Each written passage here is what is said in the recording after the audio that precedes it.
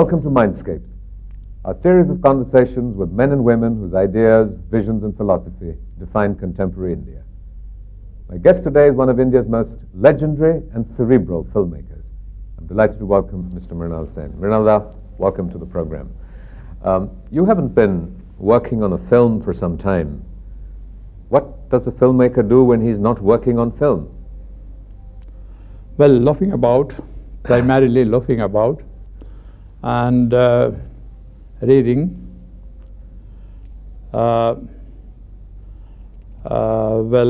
attending seminars to get myself doubly confused, and in the process, when in a seminar I confuse others, and planning productions, mostly abortive. But this time I'm pretty certain that I'm going to make a film. What is the film about? Well, this is something which I am not going to tell you at the moment. When a writer wants to write something, does he say this is what I am going to do? And only in cinema I see that these film people, they keep on talking before they start making it. Does it sort of does it hurt you? Does it bother you if you're watching a film, you're watching the premiere screening of your own film and somebody coughs or shuffles and isn't concentrating as intensely as you would expect them to? Or dare say someone walks out of the hall to go to the loo. Or if someone walks out of the hall to go to the loo, does it sort of bother you, concern you? That Well, you feel a sort of, when you release your film, on the first day, for instance, premiere, as you said. And it is very easy. Whenever I go to a premiere, it is very premiere show, I can immediately feel who is the director of the film, because the most unsmart man in the whole crowd will be the director, for the simple reason that he doesn't know what is going to happen to him, and he keeps on, he's very tense, tries to be very smart, and smartness, it shows that he is making every effort in spite of himself to be very smart and to create an effect, create an impression that, oh, nothing has happened to me. If the film fails, okay, it will. If the film doesn't, okay, I will be happy. That's okay. So what are the distinctive qualities or talents that a filmmaker must have? Challenges, this is the challenge. This is the challenge. You do your kind of thing. And I don't believe in this kind of thinking about trying to understand the viewer's impression or his viewer has certain demands. I don't do that. When I made films which eventually became very popular, I didn't think of the people. I thought of myself. I thought this is a very interesting idea. Let me go through it and let us break new grounds. This is very important.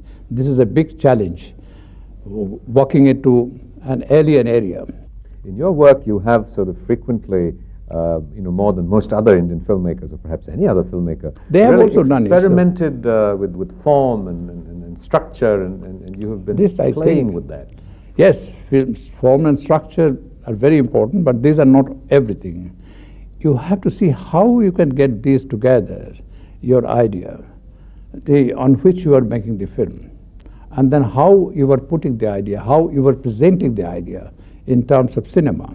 Both the two things are very important, and keep on taking chances and try to cross the barriers whichever were there.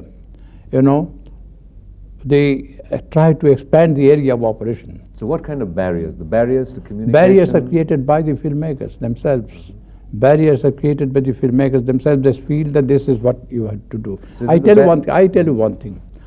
I made a film which accidentally became an artistic success, according to the people, and which also accidentally became a money spinner. That was Bhuvan Shome. And this was considered by the people to be, a film off the beaten track. And a landmark film. They felt so well. I wouldn't say it. But when we made it, we already decided we were convinced that the film will not run for more than a day, but it did enormously. And then number of producers came to me, very big producers from Bombay came to Calcutta. I remember 3 of them. They came to Calcutta at the same time. They were staying in big hotels. They waited for me. And they wanted me to make films like Bhuvan Shome. I said, what do you do? I can't do that kind of film. I don't know what I will be doing. I will allow me to make my kind of films. When I was making this film, it was hardly, I had to wait 10 years to convince any producer to put in money for this film. And for Bhuvan Shome, I didn't get anybody. Then finally, what did I do? I applied to the FFC, Film Finance Corporation, asked for 1,50,000 rupees, and I made the film. So you made Bhuvan Shome at 1,50,000. Year 1969. And what budget are you looking at for your next film? Don't ask me about it. But that was the time when I made, it was because that was a big challenge. That was a big challenge. And I felt that this is what we should do. We should be very austere. Austerity is very important. This is what I said before.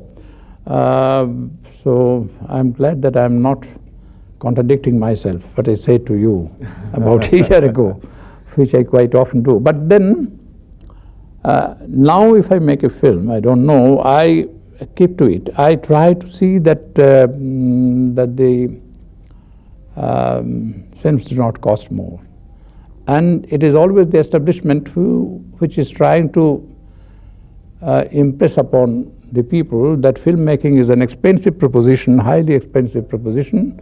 It is our business, our job, nobody else's business. But we are here to say filmmaking is not as expensive as they think it is. So how much would you spend on making an austere film? If I make a film now, it should be averagely, it shouldn't be more than 30 lakhs. 30 lakhs. And at the most 40 lakhs. If somebody gives me 40 lakhs, I will be very happy. But if he wants to give me 50 lakhs, then I will be feeling a bit uncomfortable, because I do not know how to spend it. Do you feel that the limitations of technology? You're someone who has worked a great deal with film form and structure. Do you feel that the access to contemporary and the latest in the technology of cinema has inhibited you? No, not at all. Not at all. On the contrary, I look for the ever newer technologies to come. And for that matter, film is a continuously growing phenomenon. Continuously growing phenomenon, not only because of the fact that the ideas should be interesting, the ideas are there, ever newer ideas, and then also technologies are there. Technologies have been increasing at a very rapid pace. But then what I think, in spite of the technologies, growth of technologies, what I feel in not only in Indian cinema, world over, that courage, conviction, and creativity are very much in short supply. Very much in short supply, not only here, everywhere. There is lack of courage because they want to go by the same rule. For instance, the moment they said, the people felt that Bhuvan Shome has paid money and it is a new kind of film, you can make something new. So they want me to make another Bhuvan Shome. How can I do that? I am not a machine. And I have to make my kind of film. This is exactly how I made the other one, the previous one. I mean Bhuvan Shome. In your search for cinema and new forms of expression, though deeply rooted in the ethos of Bengal, unlike most other filmmakers in Bengal, you did reach out to working in other languages and locating your films in other contexts. I did. What took this out? Was this the need to make films, or? Well, a producer comes to me. Producer comes to me not because of I search for the producer. When a producer comes to me and says that you make a film in Odia, for instance. Odia is a language, and we Bengalis, and Odia being a neighboring language, we used to look down on the language Odia. And so in our films, in Bengali films, in commercial, in the mainstream Bengali films, Oria's a character speaking Odia used to be a funny character. It was like that. And when a producer from Orissa came to me and said, you have to make a film. You do whatever you like, but the only condition I have to impose on you is to make the film in Odia. And I had an initial resistance. Being an incorruptible Bengali, I had an initial resistance. But then, when I went there, I spoke to the people and went to the villages. I could realize the music slowly. I could realize the music of the language. I started liking it very much. I wrote the script in Bengali, and I translated the script in English to my translator. And then, since Oriya and Bengali are very close to each other, language-wise, and so I didn't have to translate even. And I said, don't you go in for translation. Don't you go in for literal translation. Do something else. In a situation like this, what would you have done? And I'm always there to see how I will do it. And that was how it was done. I started, I felt that I could see the music, I could hear the music of the language, the rhythm of the language. And then I made the film, there was no problem. And the film was on poverty. Film was on poverty, and poverty doesn't have two cultures, two different stories to tell. It is the same thing. But then that was how I did. And then coming back after shooting, I told my wife, I wonder how is it that we escaped Oriya when we spoke love to each other. That was too much, but this is what I felt. And the same thing with the other one, Telugu, for instance. Telugu, I don't know a word. I can speak a word. And it was the same thing. A producer came that you do whatever you like, but it has to be made in Telugu language. You have this, reputation of a quality of surrender. When you're on the set, of surrender, when you're on the set. You don't rigidly stick to a script, or it's not entirely preconceived. You go there and you allow your feelings in the moment sometimes to dictate what happens. Surrender is not the right word for it. I said a kind of interaction between the actor and the directors. And then I say, go ahead with whatever you do. The director is not a dictator. He is not a dictator. You keep on giving your ideas. So this kind of interaction builds something new because of the chemistry that takes place. And this, I think, is very important. And I keep on doing what they say. A lot of things are there which are not in the script. A lot of things in most of my films, 30 to 40%, at times even 60%, are just done there on the location. When you go to the location, and when you are in the set, and in the proper atmosphere, and you have a lot of people around you, and your characters are moving, the characters become very exacting. And you become very creative as a film director. You become very creative, and you don't realize that you can think in terms of such things.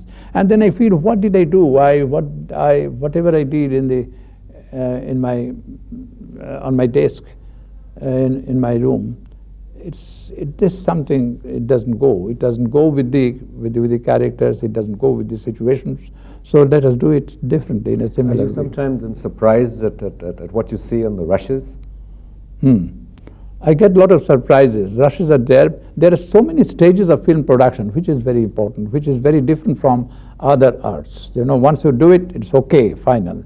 Here, there are so many stages. With every stage, you get surprises. Or you feel terribly upset. This is also what happens.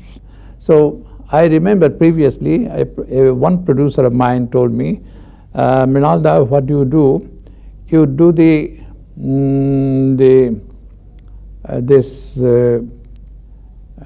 after shooting, we do a bit of shooting to make both ends meet.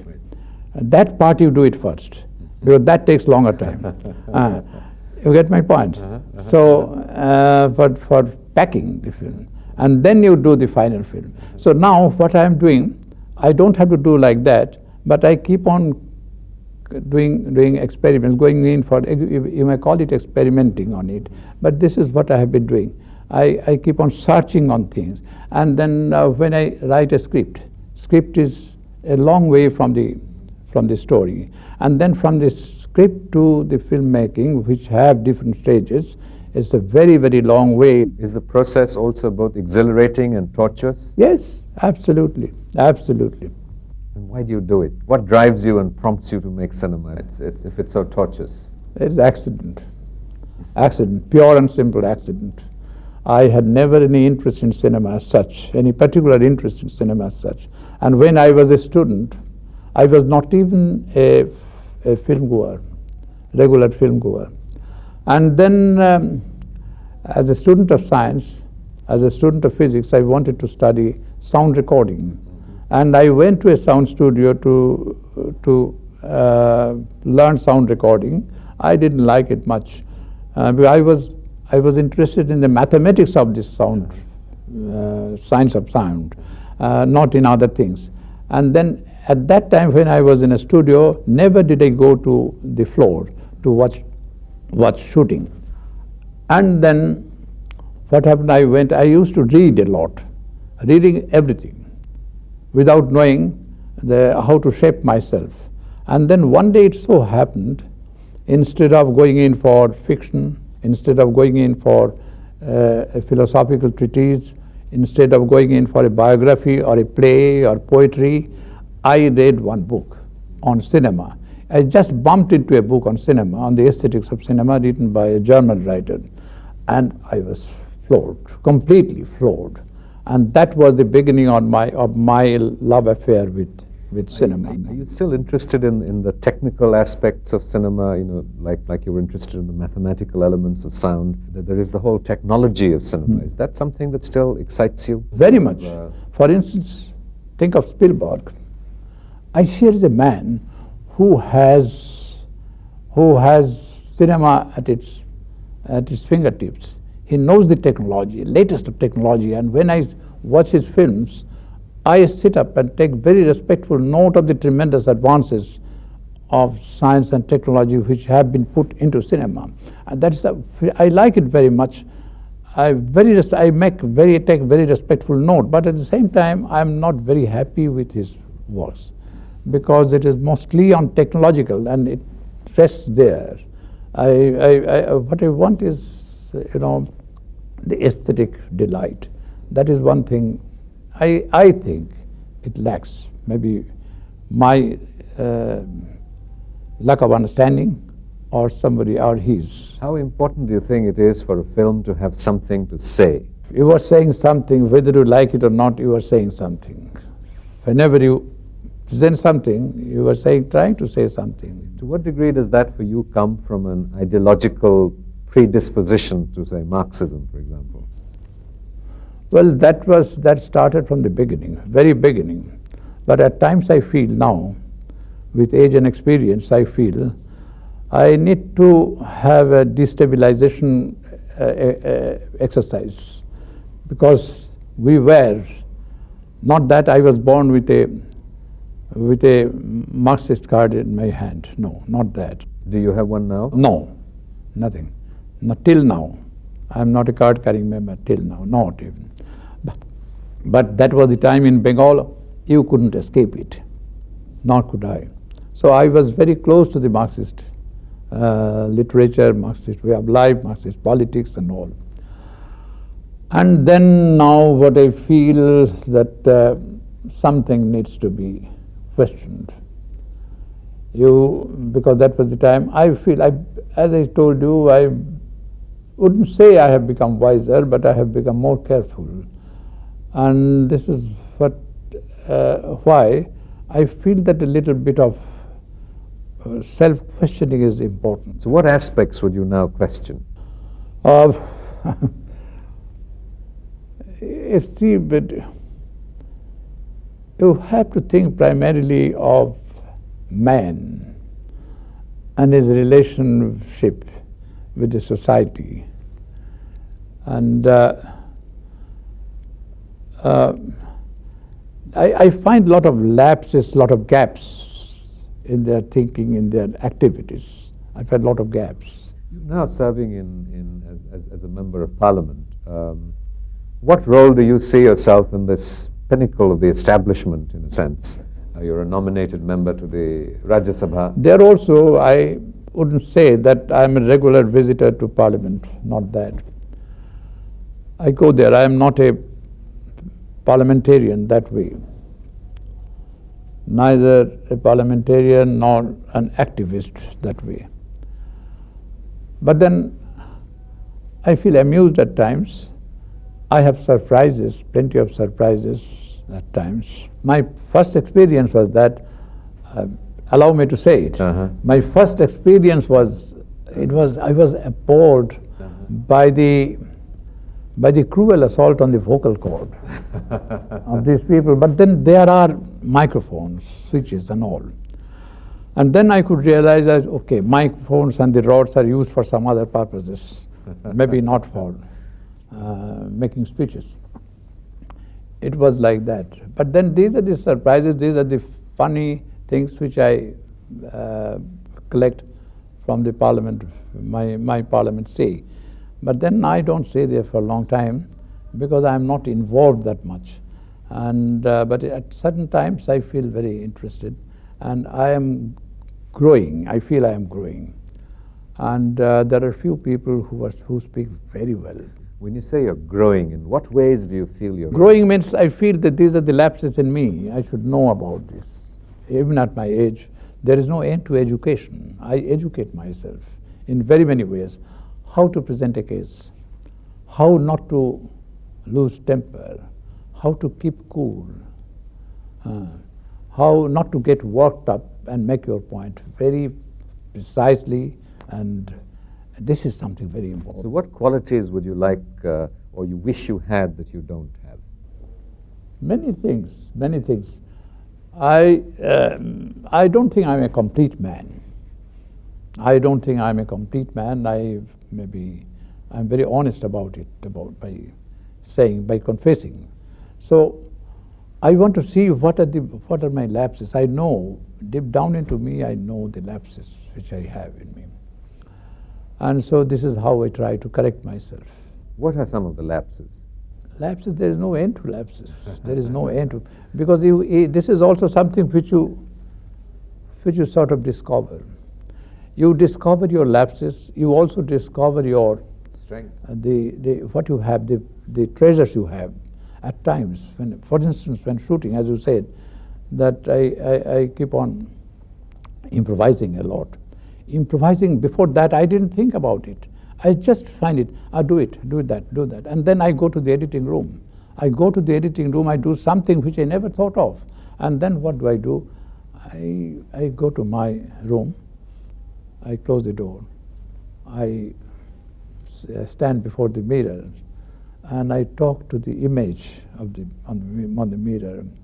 And I said, so you were a genius. There is a streak of genius in you. How otherwise? You could do it.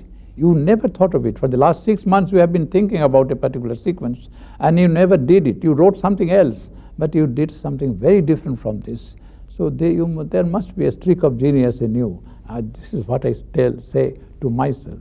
So these are the, it's a, it is so mystery, the whole thing, the human mind. You know about your lapses, you know about your treasures and everything. And these come out as you excavate. And for this excavation, you don't make any effort. It just comes to you. Mrinal, thank you very much.